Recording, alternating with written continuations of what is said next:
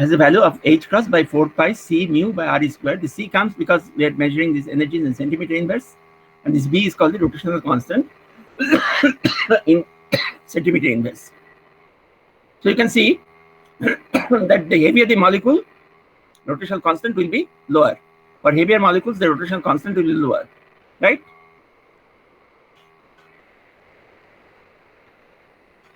Yes, sir. For molecules whose nucleus that is much at greater distance, the rotational constant will be lower because there is r square in the denominator. So large molecules will have lower rotational constants, and their rotational energy levels will be closely spaced. So the first rotational energy level is 0, zero energy. Second one will have energy of 2b. The second one will have 6b. The third excited state will have 12b, and so on. And if we plot this delta E, the difference between j plus 1 and j, as a function of j, we'll get a straight line.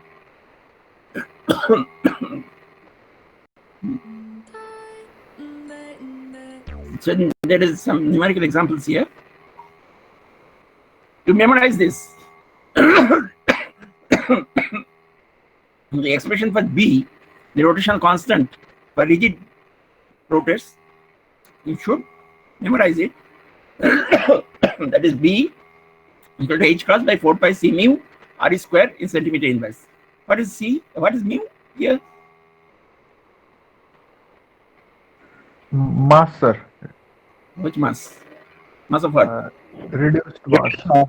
Reduced mass of two nuclei, right? And what is Re? R is distance between two nuclei. Which distance?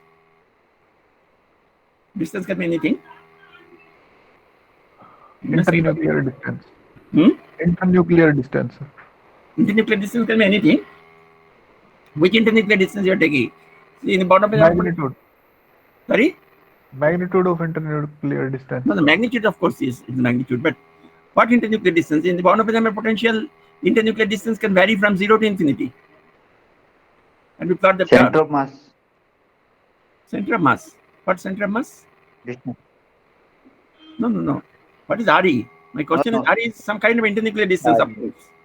But what internuclear distance? In the bound oppenheimer curves, internuclear distances are allowed to vary from 0 to infinity. So which one do you take? The most probable one. Which one is the most probable?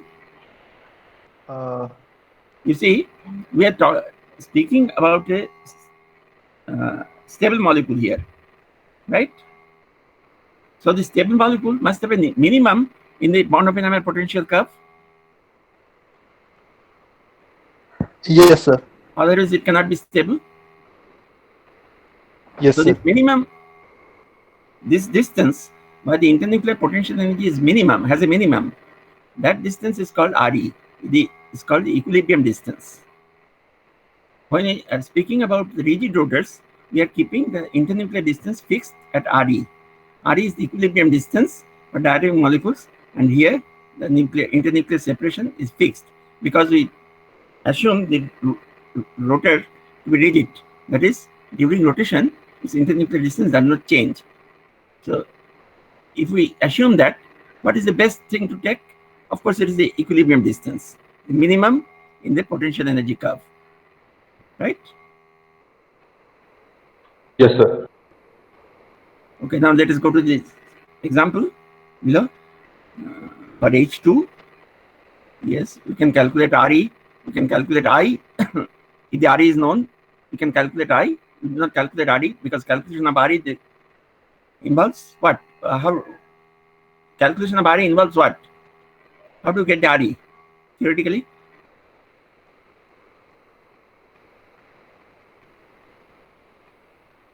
Re is the equilibrium internuclear separation. How do you get it? From theory and from experiment?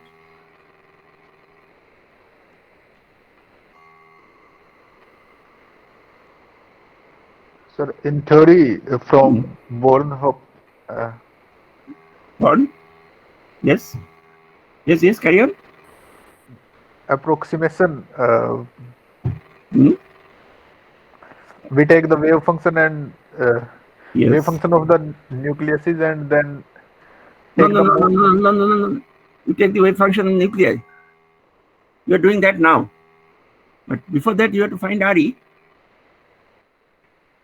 Yes, sir. You have to take which wave functions you have to take. What is RE? RE is the minimum of the Born-Oppenheimer potential energy curve. So you Yes, have to sir. calculate the Born-Oppenheimer potential energy curve. That means you have to solve the electronic Born-Oppenheimer equation by either molecular orbital method or any other method and plot the whole curve and find the minimum. That is a theoretical way, right? Yes, sir. And in that way, we get RE equal to 0.74 into 10 to the power minus 10 meter and so on. We get this as RE.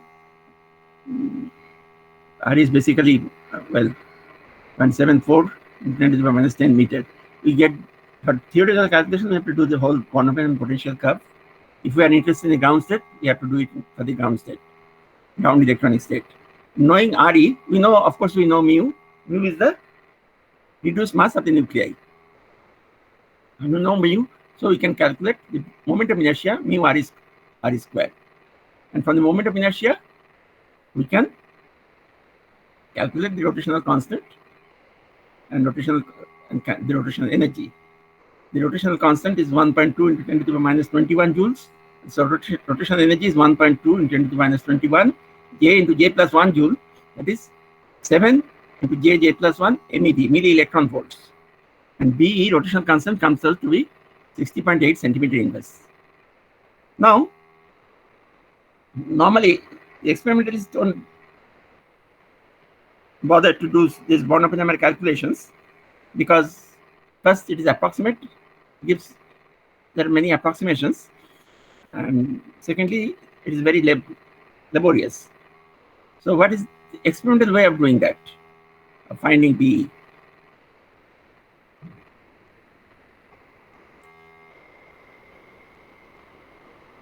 How do you find out BE from an experiment? Well, I'm not saying about hydrogen.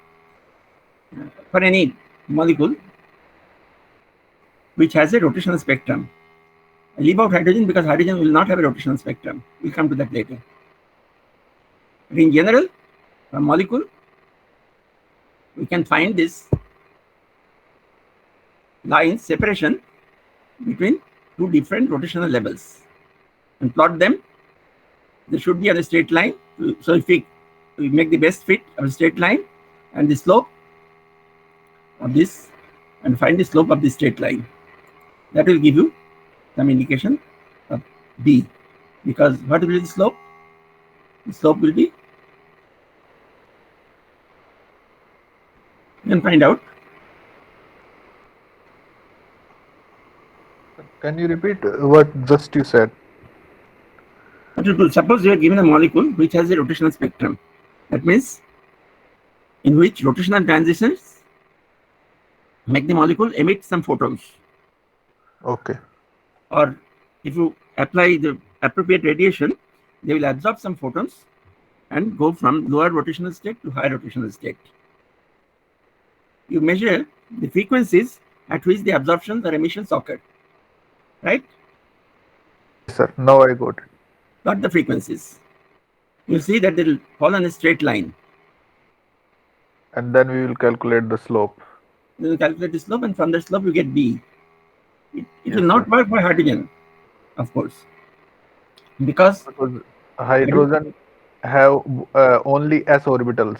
So no, not that. Hydrogen molecule. I'm talking hydrogen molecule. It will not okay. It will not work for hydrogen molecules. Why? Because hydrogen molecules don't rotate. Do they rotate?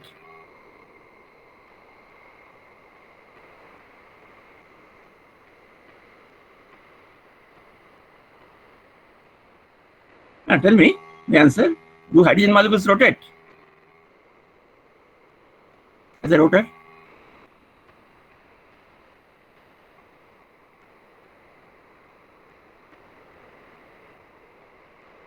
No, sir. Yes, of course. Why not? Hydrogen molecule H2. Yes. Why should Yes, not they they rotate? yes they rotate. They They rotate. can rotate, but what happens is the H2 molecule is homonuclear molecule, and naturally they have no dipole moment. Yes, Yes, yes. sir. Nuclear That molecules is do not have correct. dipole moment. So if there are no dipole moments, there is no variation in dipole moment and rotation, and there cannot be irradiation. This is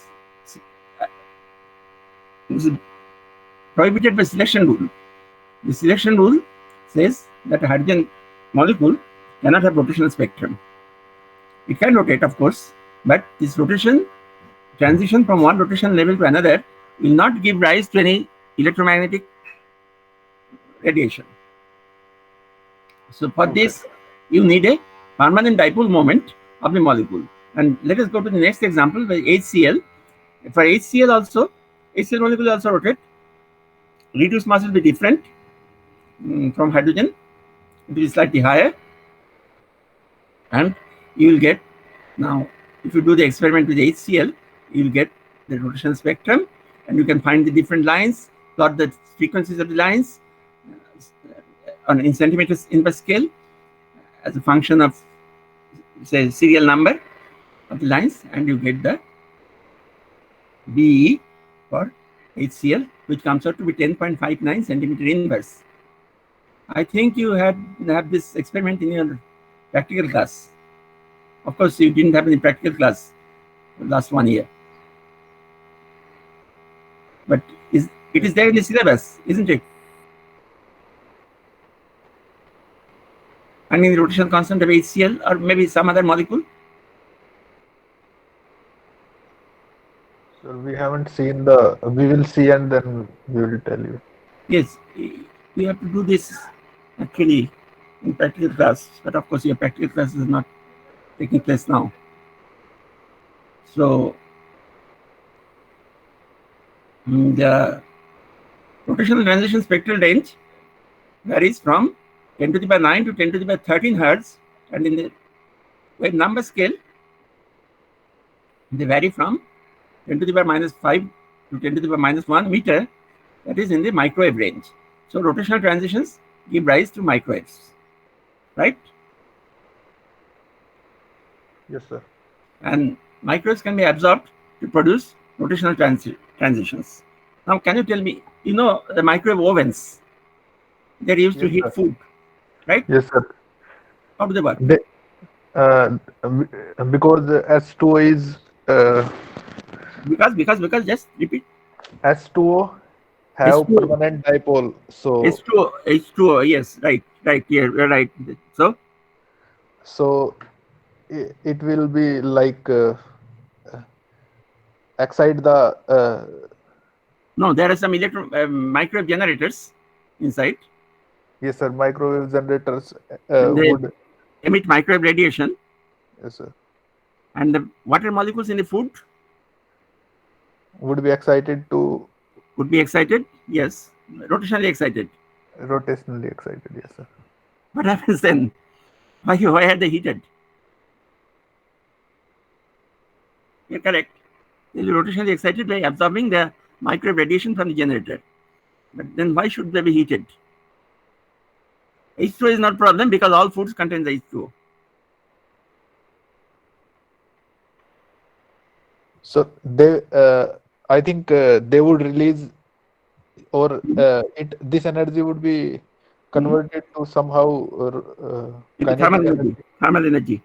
kinetic energy or thermal energy. Yes, sir. Yes, but why should they convert it? How?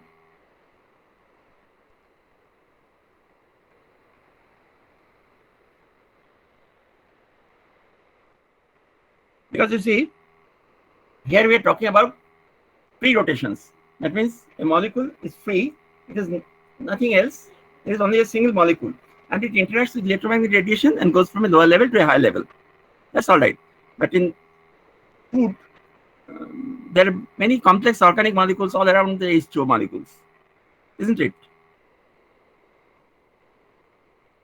The H2O molecule is not free. Actually, in the surroundings, there are many other complicated molecules,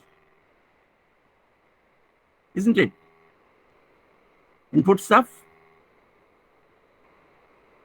Yes, sir.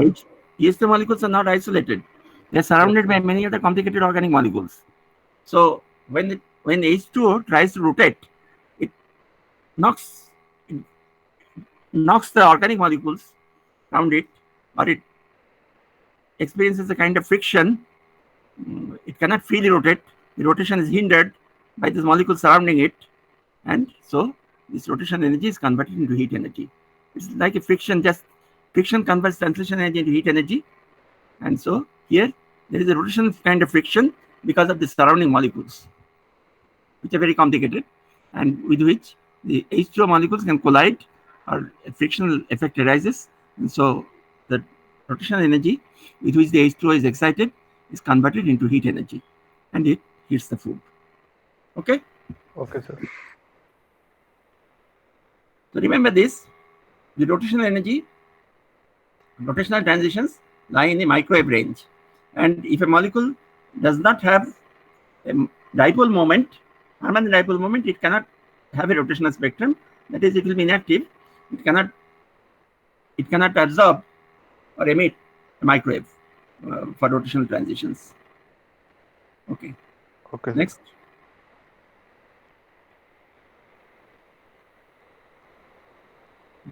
Yes. Now we come to the next approximation.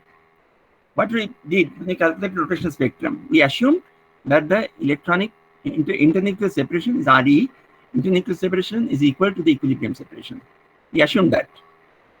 But you see, when something rotates, we have seen this in classical mechanics, when something rotates, there is an additional centrifugal force appears. The two ends are stretched by some centrifugal forces. What is this magnitude, classical magnitude of the centrifugal force? This is mu omega square r.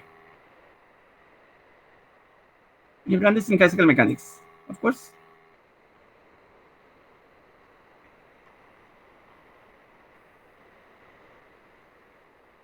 You know about centrifugal forces? Yes, sir. And that is mu r omega square r. Yes, sir. So let us take that into account now. You see, when the molecule starts rotating, it is initially the distance between nuclei at the RE. But when it starts rotating, there is some centrifugal force on the nuclei. And this centrifugal force tries to push the nuclei away from each other. So the internuclear distance increases. The internuclear distance increases to some extent due to the rotation, so that the molecule is no longer rigid. This molecule changes internuclear distance from RE to R. That is, we are talking about a non-rigid rotor now, whose internuclear distance is not fixed, but is disturbed by the centrifugal force arising from the rotation.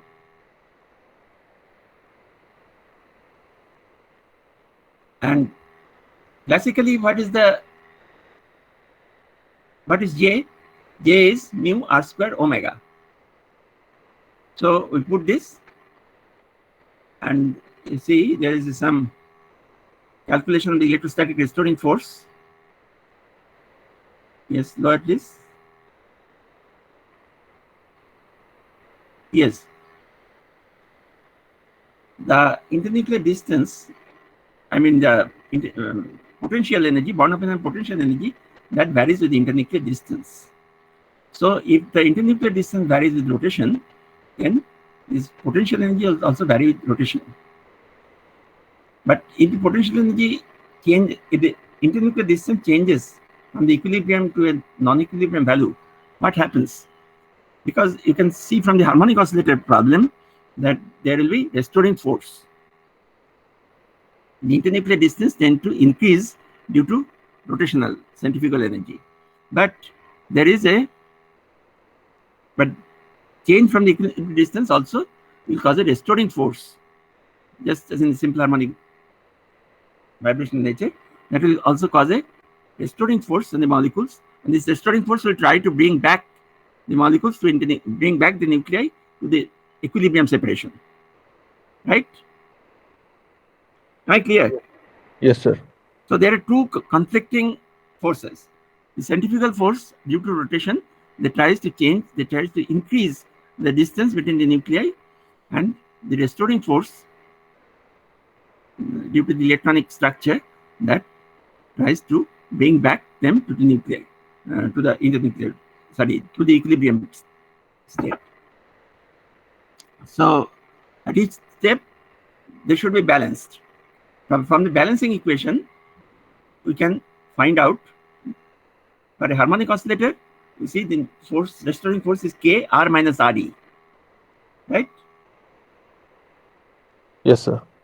And the centrifugal force mu omega square R, we can express in terms of the quantum number J.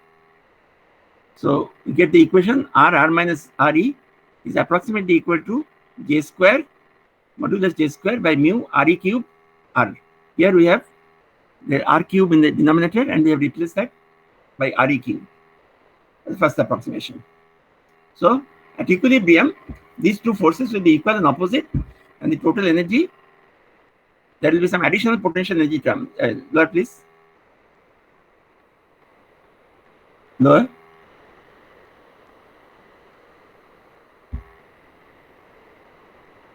Well, can I move this lower? I think, yes, sir. Yes, and then the calculation is pretty simple. You see that the total energy will now have a separate term. Apart from the rotational energy, this will be the restoring energy, the additional potential energy due to the shift from the equilibrium separation. In the harmonic oscillator, the equilibrium separation is taken as a zero energy point. So if there is a shift from equilibrium energy, there will be additional potential energy half K R minus RE square. That is the potential energy of the harmonic oscillator. So we put that in our expression and get the total energy as J square by 2 mu R square plus half K R minus RE square. And after some algebraic manipulation, we get 1 by R square equal to 1 by RE square multiplied by something in the bracket. This has been obtained by a binomial expansion of 1 plus x to the power minus 2. Okay, do you have any doubts in that? No, sir. So what we have done, I am saying that number one, when the rotation occurs, the molecule cannot be rigid because of the centrifugal force will push away the nuclei from each other, and that will increase the nucleus separation. What happens when the nucleus separation is increased? The harmonic restoring force comes into play. Now, at any point, there are two more forces. One is the centrifugal stretching force, and the other is the harmonic restoring force. These two must be equal. And by equating these two, we can get an expression of R. At what R?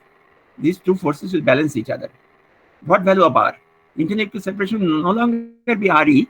The internuclear separation will be now at a value where the two forces, the centrifugal stretching force and the harmonic restoring force, balance each other. So you can find the R. We do not need R, actually, we need 1 by R square, because that is the expression used in the rotational energy expression. R square, RE square comes. So instead of RE square, we should put R square. So we calculate 1 by R square as a binomial expansion and take only the first term.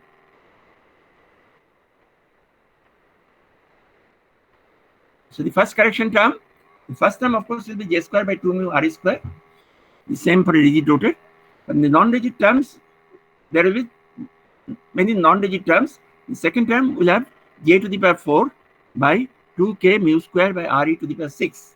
You should do this calculation yourself and see. Third term will be 3 J to the power 6, 2 mu cube K square RE to the power 10, and so on. And if we put this R square in the expression for rotational energy instead of RE square, what do we get? We get F rotational energy term values will be not purely B Jj plus 1 now. There will be B Jj plus 1 minus D J square by J plus 1 whole square plus H by J cube by J plus 1 whole cube. This is when you take the first three terms. First term gives rise to B Jj plus 1. The second term gives rise to J square J plus 1 whole square multiplied by some constant, and Third term will lie to j cube, j plus 1 whole cube, multiplied by some constant, and this constant values are given here. This third value, He values are only required for very, very high precision microscopy. But the second term, effectively second term can be obtained more easily, and they can be shown that this centrifugal stretching effect is a real effect. Now let us see some numerical values for this. Do you have numerical values here in your notes? No. Okay. Try to find some numerical values for D and He for different molecules.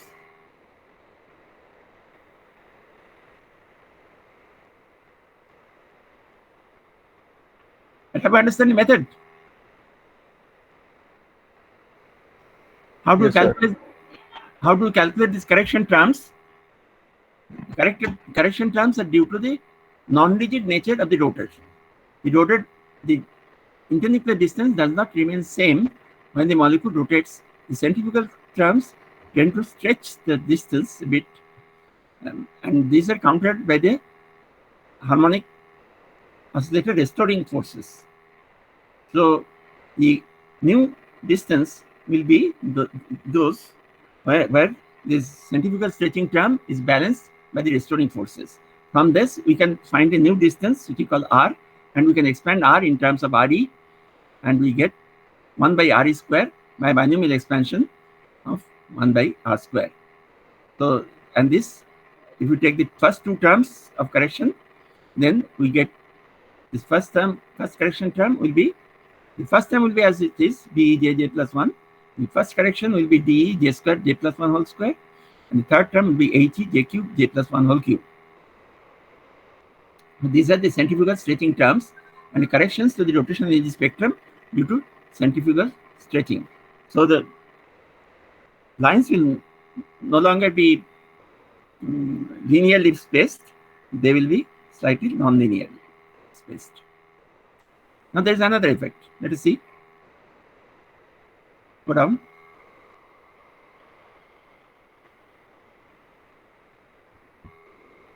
Yes, this is for electronic rotation. Actually, we should call the rotation of the molecule as a whole N. We, instead of J, we put N here. The molecular rotation is N. The rotational angular momentum vector is N. Due to the motion of the molecule, rotation of the molecule as a whole, we call it N. Because why you call it N? Because J term is reserved for the angular momentum, total angular momentum. So is not the total angular momentum the same as the molecular angular momentum due to rotation? Yes, generally, but not when the molecule is in a non-sigma state. Non-sigma state has lambda not equal to 0. Suppose the electronic state is a pi state, and it will have lambda equal to 1. And lambda equal to 1, as we have seen, will be along the nuclear axis. And N will always be perpendicular to the nuclear axis. So the total angular momentum J equal to vector lambda, J vector equal to vector lambda plus vector N is not perpendicular to the nuclear axis anymore. Yes, sir.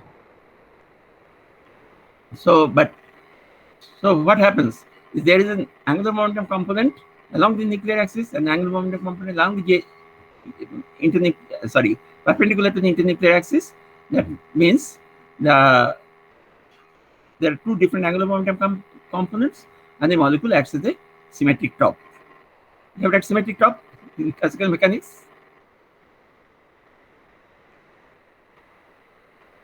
No, sir. You forgot.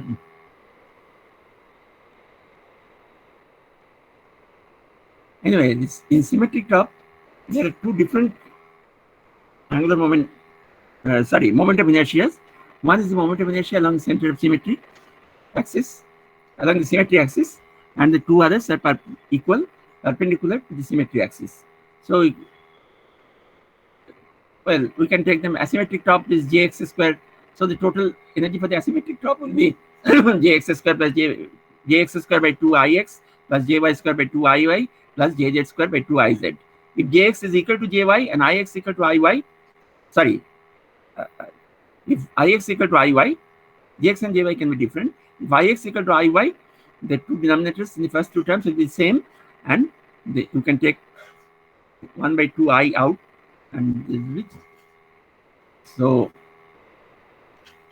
this will be the, we take the molecular axis as the z axis now, and jz square will be lambda square h cross square, and jx square plus jy square. This is the perpendicular angular momentum component due to the rotation of the molecule as a whole, and that is n square h cross square, that is j plus j into j minus 1, j into j plus 1 minus lambda square by h cross square. So what happens is now,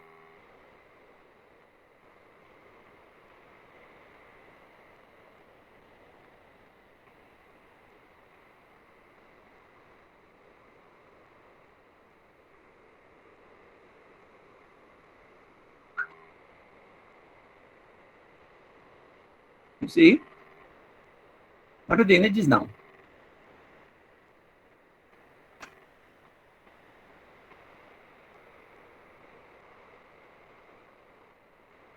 What is the angular momentum along the z-axis? The z-axis is the internuclear axis. What is the angular momentum along the z-axis? Look at the notes and answer me. It is lambda. Lambda h cross. Lambda h cross. Yes, sir. And what is the angular momentum perpendicular to the axis? NH cross. NH cross. So if you square them, what will happen? N square h cross square. What is n square? You have to express n square in terms of j and lambda. So it will be like j square and j plus 1 in quantum mechanics. So minus lambda square, because lambda square plus n square equal to jj plus 1. Lambda square plus n square equal to jj plus 1. So n square will be jj plus 1 minus lambda square. Yes, sir.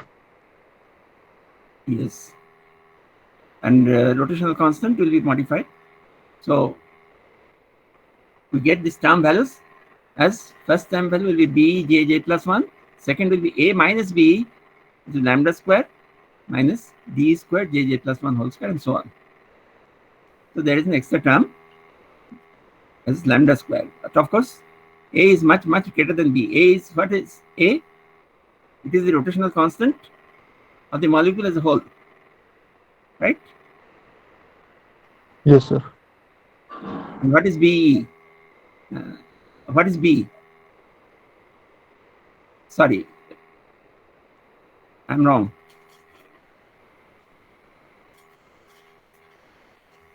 B is the rotational constant of the molecule as a whole. B is the and A is the A is change the rotational constant due to n, presence of n, sir. no. B is the rotational constant of the molecule as a whole. When the molecule rotates fully as a whole, but even if the molecule does not rotate as fully as a whole, there is some angular momentum due to the electronic motion, isn't it? Yes, sir. And due to the electronic motion, And due to the electronic motion, the molecule has a rotational constant A, right? Yes, sir. So A will be much greater than B. Can you see why?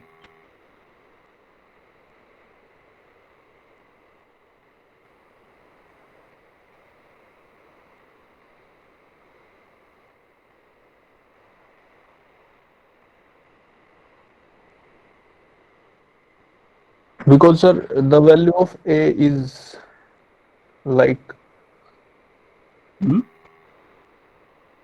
Like what?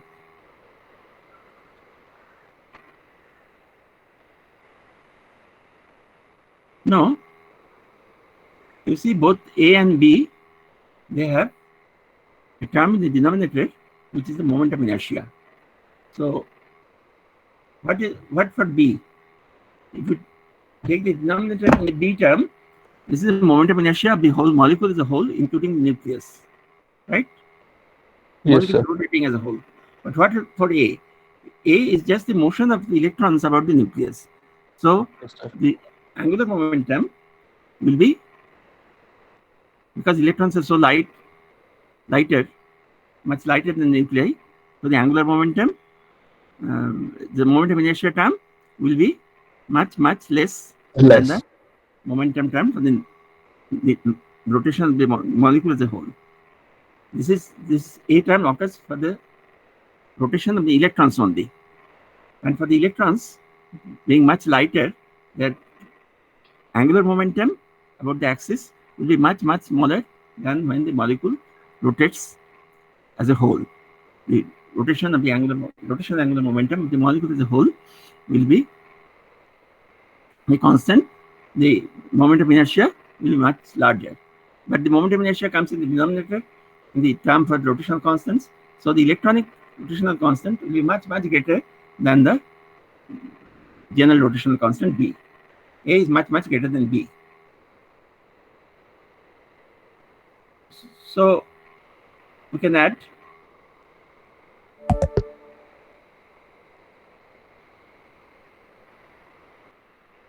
there are two terms due to the electronic rotation, A lambda square minus B lambda square.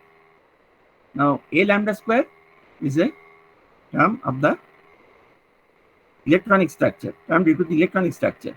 So it is incorporated in the Born-Oppenheim electronic energy term, Born-Oppenheimer approximation, and is constant for a given electronic state. So rotational transitions occur only within the given electronic state.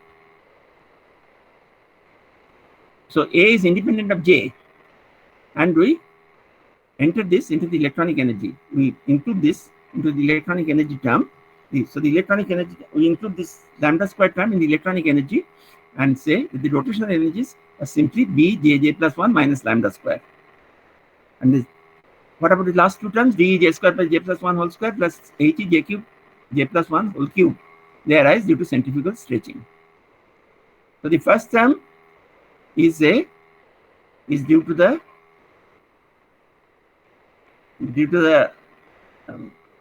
rotation of the molecule keeping at equilibrium, keeping the internuclear separation at equilibrium distance. Rotation of the molecule with the internuclear separation as the equilibrium distance, but including the electronic term, that is B lambda square. That will be a negative sign, that will come with the negative sign, because J is now the total angular momentum, total of the molecule as a whole. And the second and third terms, they come due to the centrifugal stretching.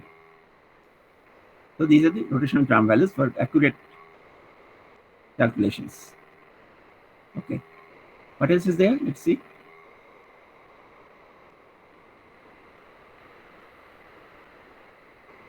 So what do we do actually? Yes, please. What do we do actually in calculating rotational constant? You see, rotational constant, a simple-minded calculation of rotational constant is B, and we put there a simple-minded calculation. We put in the expression for B R equal to RE, that is the equilibrium internuclear separation. But due to centrifugal stretching, the molecule will be extended a bit. The nucleus will tend to move away from each other, and the internuclear distance will increase. We calculate this increase value R and express it in terms of RE. And instead of R square in the denominator of B, we put, instead of RE square in the denominator of B, we put the new R square. So the new R square is a function of J. So we have the centrifugal correction. Then if this is a non-sigma state, then we need further corrections. Non-sigma state will cause angular momentum along the nuclear axis, and we can calculate that very easily by taking the molecule as a symmetric top. When you take the molecule as a symmetric top, this angular momentum correction gives two values. One is independent of J, and we include that in the electronic part of the energy. Don't bother with that.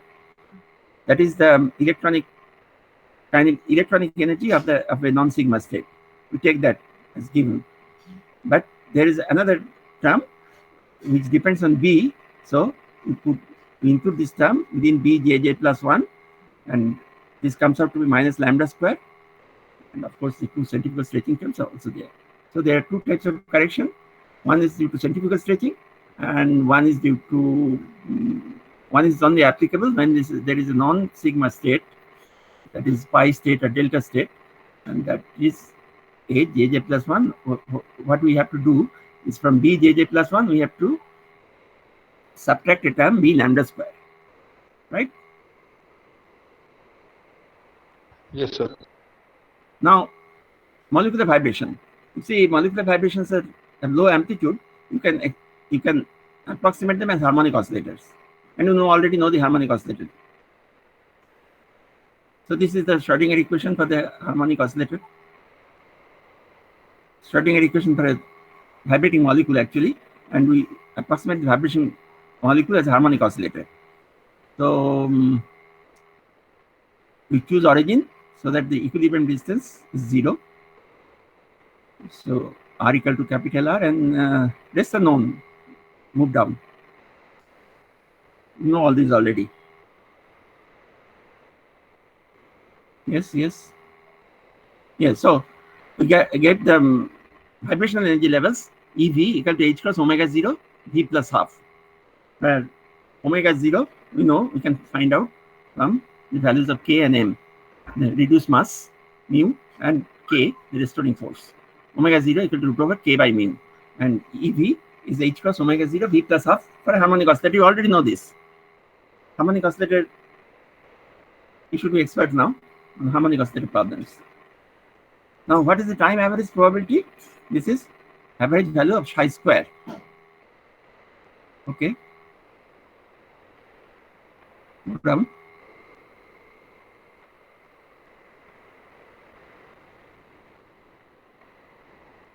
Go down. You read this and you'll understand. Now, next correction, we have corrected the rigid rotor to include the centrifugal stretching terms. We can similarly correct the vibrational energy terms to include the level of anharmonicities. So this will, if we include some anharmonicities like cubic perturbation and quartic perturbation and so on, we'll get very, very complicated perturbation calculations. So we need not go into that right now. Rather, we would like to memorize what the real molecular potential looks like. Most of the molecular potential can be fitted very satisfactorily with the Morse potential, and this is the expression for the Morse potential. You can see what is the Morse potential at R equal to RE. It is equal to EB. That is the binding energy of the molecule. It is given in the diagram here, shown in the diagram here. And because the molecule always has a 0 point energy, the actual dissociation energy will be somewhat less than the binding energy. And less by how much? Less by half h cross mu. Right?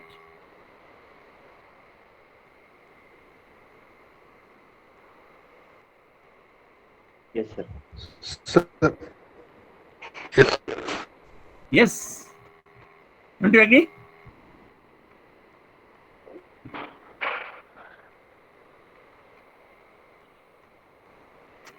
Okay. I hope you'll agree. Sir, we are not standing now. Can we? Sorry? Can we finish now, because we are not You are not? I don't get you. understanding now, sir. Yes, sir. Which one? How much you have understood? Let's see. What is the last thing you have understood? About that Centrifugal stretching part? stretching. Yes, Centrifugal sir. stretching part you have understood. Centrifugal part. Yes. Yes. And what about the lambda correction? Yes, sir. Lambda correction we understood. This part. This we started just now. So okay, that finishes the pure rotational spectrum, pure rotational part, and now we go to vibrational part, and we'll keep it for the next class. But can you go down? Yes. Further. Further, further, further. Yes. No, further. We go further. Yes. Keep here. Keep here. No, no. Keep. I want to see this diagram. Yes.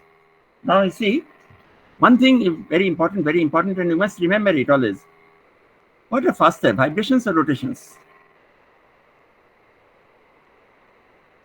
Rotation plus vibration, sir. No. Rotation motion is different from vibration motion. Rotation, sir. Rotation. Rotations are faster. That means when within a vibrational period you have many rotations. Is it? When the molecule completes one vibration, by that time it should have rotated many times. Is that what you mean? Yes, sir. No, sir. No. Vibrations are, I think. Look at the diagram. Look at the figure here. It shows that when the molecule rotates, rotate means it completes the full cycle. There are many vibrational ups and downs. That means vibrational period is much lower than the rotational period. That is, vibration is much faster than rotations. How much? It may be 10 times to 100 times faster than rotation. So within one rotation, the molecule has vibrated by 10 to 100 times. And what is the time period? Approximate order of magnitude of the time period of rotation vibrations. This is the last part today.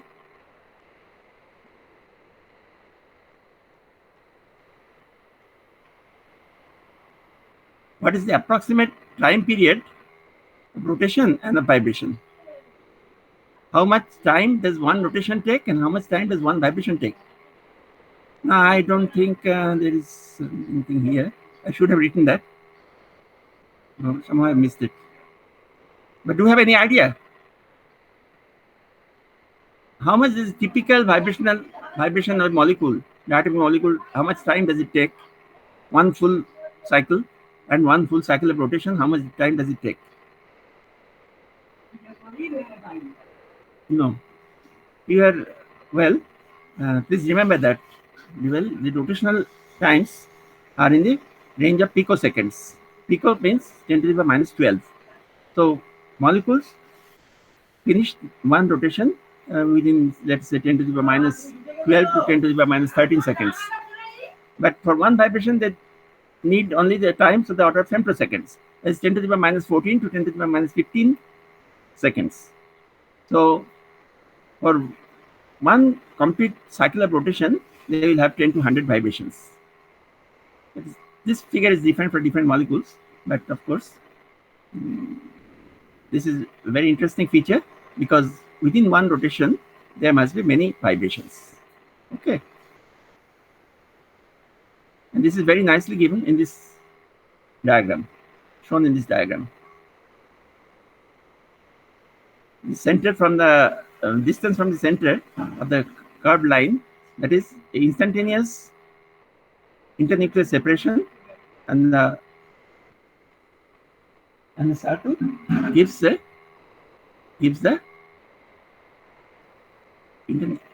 molecular rotation, keeping the internuclear separation fixed. Okay. Yes, sir. Should we stop here today? Yes, sir. Yes, sir. What about the next class? I'll give you some problems. What about the next class? Next Saturday, sir. Okay, no problem. Okay, sir. But if you have any problem by the time, I'll let you know. Okay. Okay, sir. So goodbye now. Thank you, sir. Bye.